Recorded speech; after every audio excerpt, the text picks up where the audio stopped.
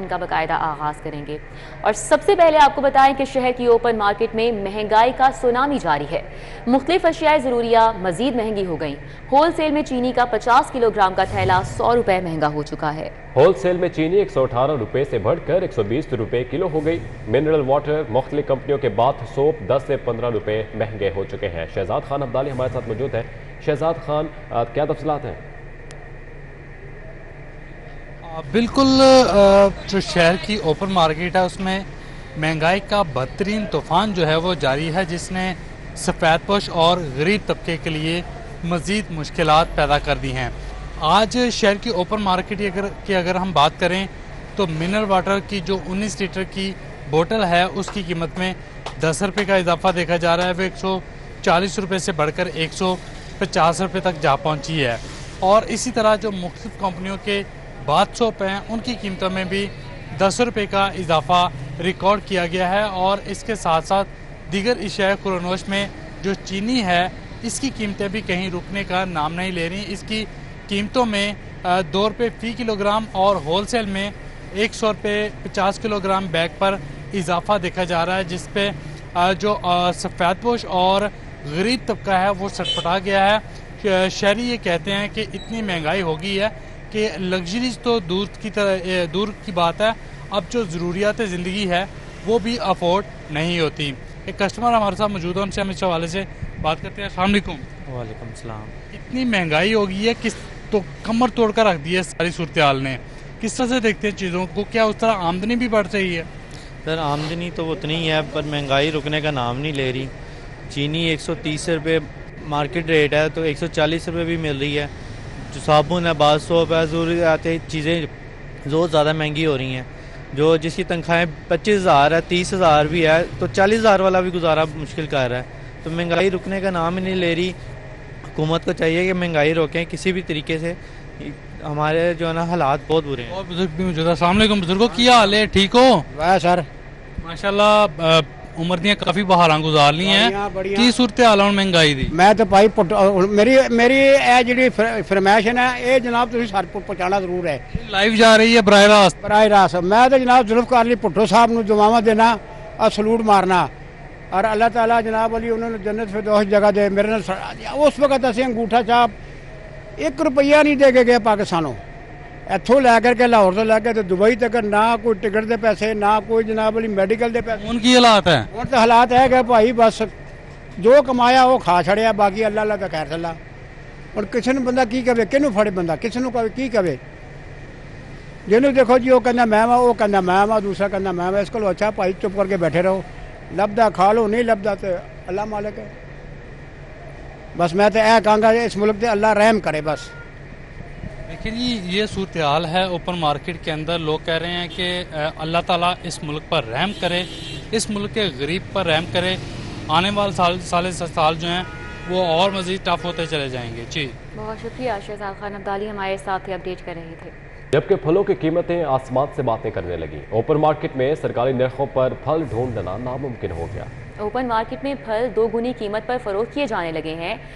सेब काला 180 की बजाय 400 रुपये में फ़रोख्त हो रहा है, जबकि सफ़ेद सेब 100 रुपये की बजाय 200 रुपये फ़ी किलो में फ़रोख्त हो रहा है। केला दर्जा अव्वल 220 रुपये की बजाय 400 रुपये फ़ी दर्जन में फ़रोख्त हो रहा है। साजिद अली हमारे साथ मौजूद है। साजिद, तफसीलात से आगाह कीजिएगा। बिल्कुल जी, फलों की कीमतें जो है आसमान से बातें करने लगी हैं। अगर हम ओपन मार्केट में जाएं तो शायद ही हमें कोई ऐसा फल देखने को मिलता है जो सरकारी नर्खनामे के मुताबिक बेचा जा रहा हो। अदरवाइज़ जो ओपन मार्केट है इसमें फलों की कीमतें तकरीबन 2 से 3 गुना ज़्यादा वसूल की जा रही हैं। मैं बाद में आपको फलों की कीमतें जो वो भी बताऊँगा सरकारी नर्खनामे में और ओपन मार्केट में फ़र्क भी बताऊँगा। पहले मेरे साथ एक शहरी मौजूद है, मुझे बताइएगा जी ये स्ट्रॉबेरी आप लेकर आए हैं, क्या रेट मिली आप? 400 रुपये किलो। 400 रुपये फ़ी किलो देखिए। आपको पता है इसका सरकारी कीमत कितनी है? नहीं, सरकारी कीमत मैं आपको बताता चलूँ 180 रुपये फ़ी किलो है स्ट्रॉबेरी की। आपने देखा 400 रुपये फ़ी किलो तक इनको स्ट्रॉबेरी जो दी गई है। तकरीबन 250% ज़्यादा इनको पैसे जो चार्ज किए गए हैं। कोशिश करेंगे हम दुकानदार से जाकर बात कर लें। हम मुझे बताइएगा क्या कीमतें जो फलों की हैं इनमें एक बड़ा फ़र्क हमें देखने को मिल रहा है, 2 गुना तक इजाफी है, क्या वजह? असल जो इसकी बेसिक वजह है वो है यानी कि मंडी से आप खुद जाएं, आप वहाँ पे रेट चेक करें, गाय बगाए। हाँ जी, प्राइवेट बंदे की हैसियत से जाएं, आप रेट चेक करें, आपको खुद पता चल जाएगा दूध का दूध और पानी का पानी कि इतना डिफरेंस क्यों है रेट में। आपने जी बिल्कुल जी दुकानदार का मौक़िफ़ भी सुना। इनका ये कहना है कि अगर हम मंडियों में जाते हैं, जो थोक यानी कि जो कीमत थोक एक रेट लिस्ट जो है वो भी इंतज़ामिया की जानिब से जारी की जाती है। इनका ये कहना है कि वहाँ पर मंडियों में जो इनको फल बेचा जाता है वो इनको फॉर्चून रेट पर बेचा जाता है, जिसके बायस उनको मजबूरन महंगा फल जो है बेचना पड़ता है। कुछ और शहरियों से भी हमने बात की, उनका भी ये कहना था कि इंतज़ामिया की जानिब से जो बराए नाम सरकारी नरखनामा जारी किया जाता है, अगर इंतज़ामिया उस पर अमल नहीं करवा सकती तो वो जारी करने की जो है। बहुत शुक्रिया साजिद अली।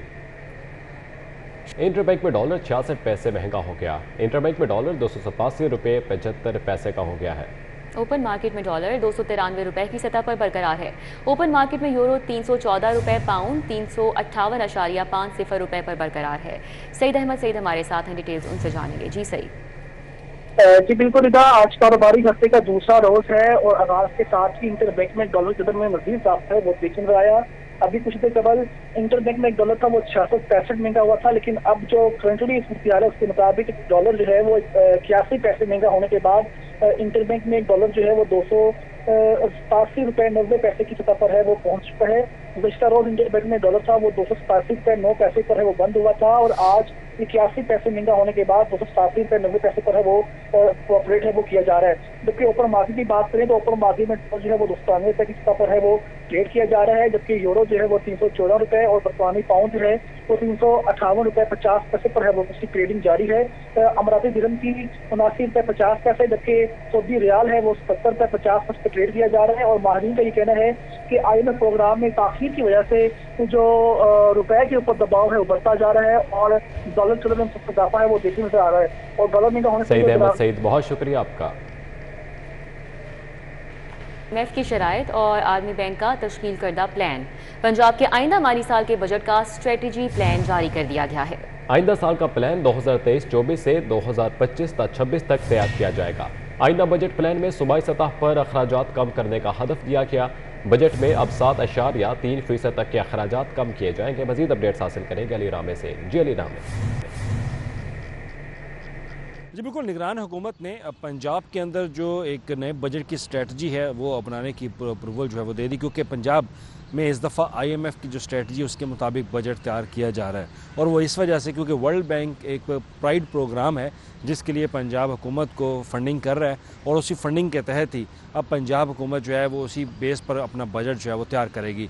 अब जो स्ट्रेटजी एक रिपोर्ट जारी की गई है फाइनेंस डिपार्टमेंट की तरफ से, उसका मकसद सिर्फ ये था कि पंजाब के अंदर आइंदा 2024, 25, 26 तक जो है वो बजट तैयार किया जा सके। अब इसमें 2026 तक IMF की जो स्ट्रेटजी और वर्ल्ड बैंक की जो स्ट्रेटजी है, मिड टर्म जो डेवलपमेंट प्रोग्राम है, उसके अंदर 7.3% बजट जो है वो रिड्यूस करने के हवाले से सिफारिशात जो हैं वो शामिल है। वो अपने अखराजात जो है वो पंजाब हुकूमत 7.3% कम करेगी और उसके साथ रेवेन्यू कलेक्शन जो है वो 2000 अरब रुपए तक जो है वो जाएगा। उसके लिए जो MTDF है उसका प्लान है फाइनेंस डिपार्टमेंट की तरफ से जो तैयार किया गया है वो भी उनकी स्ट्रेटजी प्लान में जारी है। और इसके साथ ही जो एस्टीमेट है बेस लाइन जो टारगेट था जो रवा माली साल का वो क्योंकि 2428 अरब रुपये था, अभी से आइंदा माली साल तक मज़ीद बढ़ाया जाएगा, जबकि रेवेन्यू कलेक्शन जो है वो 2000 से 3764 अरब रुपए तक वो पहुंचानी है। और इस हवाले से IMF का और वर्ल्ड बैंक का जो प्रोग्राम है उस पर वाज़ह तौर पर उन्होंने हदायत जारी कर रखी हैं और इसी पर पंजाब हुकूमत इस स्ट्रेटजी प्लान पर बजट जो है वो अप्रूव करेगी। अली रामे, बहुत शुक्रिया। फैक्ट्री मुलाजमीन के बच्चों के लिए पंजाब भर में नए स्कूल बनाने का फैसला। विफाकी वेलफेयर फंड से नए स्कूल तामीर पर इजाज़तनामे की शर्त ख़त्म कर दी गई है। वर्कर्स वेलफेयर फंड ने एक्ट 2019 में तरमीम के बाद इजाज़तनामे की शर्त ख़त्म की। पंजाब भर में वर्कर्स वेलफेयर बोर्ड के पास मौजूद अराजी की निशानदही के अहकाम जारी किए गए हैं। तफसीलात जानेंगे सऊद से। जी सऊद। आज बिल्कुल पंजाब भर के फैक्ट्री मुलाजमीन के बच्चों के लिए पंजाब में अब नए स्कूल बनाने का फैसला किया गया है। पंजाब वर्कर वेलफेयर फ़ंड ने वफाकी वेलफेयर फ़ंड के साथ जो इजाज़तनामे की शर्त थी उसको बाकायदा तौर पर गवर्निंग बॉडी के इजलास में अब ख़त्म कर दिया है। इससे कबल किसी भी नए स्कूल की तामीर अगर पंजाब में की जानी थी किसी भी डिवीज़न में तो उससे वफाकी वेलफेयर फ़ंड की इजाज़तनामे की शर्त लाजमी थी, लेकिन क्योंकि 2019 के एक्ट के बाद जो तरमीम की गई थी वर्कर वेलफेयर फ़ंड में उसमें सूबों को ऑटोनॉमी दी गई है और अब तमाम का तमाम इख्तियार पंजाब वर्कर वेलफेयर फ़ंड की अपनी गवर्निंग बॉडी का होगा कि वो पंजाब के कौन कौन से अजला में नए स्कूल बनाना चाहती है। इसी हवाले से वर्कर वेलफेयर वेलफेयर फ़ंड ने बाकायदा तौर पर अब एक 7 रुकनी कमेटी तश्कील दी है जो अब ये डिटरमिन करेगी कि पंजाब की 9 डिवीजन्स में लाहौर समेत कहाँ पर वर्कर वेलफेयर फ़ंड की खाली अराजी मौजूद है, जहाँ पर जो तालीमी अखराजात के हवाले से जो फैक्ट्री मुलाजमिन के बच्चे अखराजात पूरे नहीं कर सकते, उनके लिए नए स्कूल बनाए जाएँ। ये पंजाब वर्कर वेलफेयर फ़ंड के जो स्कूल होते हैं ये मुकम्मल तौर पर इनको finance Punjab worker welfare fund के फ़ंड से ही किया जाता है। बच्चों की स्कूल यूनिफॉर्म हो, बच्चों की स्टेशनरी हो, उनका ट्रांसपोर्ट का सारा निज़ाम हो, वो पंजाब वर्कर वेलफेयर फ़ंड के फ़ंड से ही अदा किया जाता है। इवन जितने भी स्टेशनरी के साथ साथ किताबों का अखराजात भी हैं वो भी पंजाब वर्कर वेलफेयर फ़ंड की जानिब से ही अदा किया जाता है। 7 रुकनी कमेटी को ये टास्क दिया गया है कि आप देखें कि कहाँ पर अराजी मौजूद है, इसकी निशानदही की जाए और पंजाब वर्कर वेलफेयर फ़ंड के अपने ज़ाती बजट से ही ये तमाम के तमाम स्कूलों की तामीर मुकम्मल की जाएगी। 2019 के बाद तरमीम के बाद ये एक अहम इकदाम है पंजाब वर्कर वेलफेयर फ़ंड की जानिब से, और आइंदा जो इस्लामाबाद से कई सालों तक अप्रूवल का इंतज़ार किया जाता था, अब उस अप्रूवल का इंतज़ार नहीं किया जाएगा और पंजाब वर्कर वेलफेयर फ़ंड की अपनी गवर्निंग बॉडी नए स्कूल बनाने की जो इजाज़तनामा है उस पर दस्तखत की और नए स्कूल उनके अपने फ़ंड से बनाए जा सकें। बहुत शुक्रिया साउद भट्ट। उधर लाहौर समेत पंजाब भर के सरकारी स्कूलों में दाखिला मुहिम मुतासर। लाहौर में 15 से 11,000 असातिज़ा मरदमशुमारी की ड्यूटी पर मामूर हैं। मरदमशुमारी की तारीख 15 अप्रैल तक बढ़ा दी गई है। स्कूलों में असातिज़ा ना होने से दाखिलों का हदफ पूरा करने में मुश्किलात का सामना है। लाहौर के स्कूलों में बच्चों की तादाद 6.25 लाख है। जुनेद रियाज हमें डिटेल्स बताएंगे। जी जुनेद रियाज। मुहिम स्कूलों में बुरी तरह मुतासर है। जो दाखिलों का हदफ दिया गया था कि इस साल 10% लाहौर में ज़्यादा बच्चे दाखिल किए जाएंगे, अभी तक उसका 2% भी जो है वो हदफ हासिल नहीं किया जा सका। उसकी बुनियादी वजह यह है कि लाहौर में तकरीबन 15,000 में से 10,000 से ज़ायद असातिज़ा जो हैं वो मरदमशुमारी की ड्यूटी के ऊपर हैं और मरदमशुमारी जो कि 10 अप्रैल तक थी उसकी तारीख में तोसी दे दी गई है और अब 15 अप्रैल तक जो है वो मरदमशुमारी का सिलसिला जारी रहेगा। और यही वजह है कि स्कूलों में असातिज़ा ना होने के बराबर है और ये जिसकी वजह से जो स्कूलों में बच्चों की दाखिला मुहिम है वो बुरी तरह मुतासर है। और जब वालिदैन बच्चों को स्कूल दाखिल कराने के लिए आते हैं तो वहाँ पर असातिज़ा मौजूद नहीं होते, ताहम बच्चों को जो है वो 15 तारीख के बाद आने का कहा जाता है। इसी वाले से जो लाहौर में कहा गया था कि 74,000 बच्चे जो हैं इस साल ज़ायद दाखिल किए जाएंगे, क्योंकि अभी जो बच्चों के दाखिलों की तादाद है वो 6,35,000 है। इस साल 74,000 मजीद बच्चों के दाखिलों का दावा किया गया है, लेकिन अभी तक 2% बच्चे भी दाखिल नहीं किए गए। इस हवाले से डिस्ट्रिक्ट एजुकेशन अथॉरिटी लाहौर का कहना है कि जो ही 15 तारीख को असातिज़ा वापस आएंगे तो दाखिलों का हदफ जो है दोबारा से पूरा करना शुरू कर दिया जाएगा। उनका कहना था कि ये दाखिलों का हदफ 31 अक्टूबर तक पूरा किया जाना है, ताहम अभी काफ़ी वक्त जो है दाखिलों का हदफ पूरा करना। बहुत शुक्रिया जुनेद रियाज। सदर और इकबाल टाउन डिवीजन के इंसदाद क्राइम का जायजा इजलास हुआ। CCPO बिलाल सिद्दीक कमियाना ने इजलास की सदारत की। इरफान मलिक से इजलास का मज़ीद अहवाल जानेंगे। जी इरफान।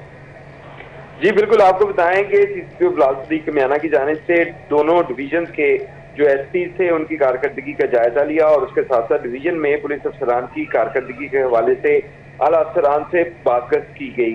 इस हवाले से आपको बताएं कि इस इजलास के अंदर जहाँ पे SPs मौजूद थे वहीं पे SDPOs, SHOs, इंचार्ज इन्वेस्टिगेशन मौजूद थे और CCPO लाहौर का कहना था कि नाक़िस कारकर्दगी पर SPs को इसका जवाबदेह होना पड़ेगा कि अगर SHOs, DSPs, इंचार्ज इन्वेस्टिगेशन काम नहीं करते तो इसका जवाब जो है वो SPs देंगे, वो अपनी बेकारकर्दगी बेहतरी बनाएंगे। और उसके साथ साथ उनका कहना था कि 1 माह से पुराना न्यूज़ स्टूडियो से फिर वक्त इतना ही। देखते रहिए सिटी 49।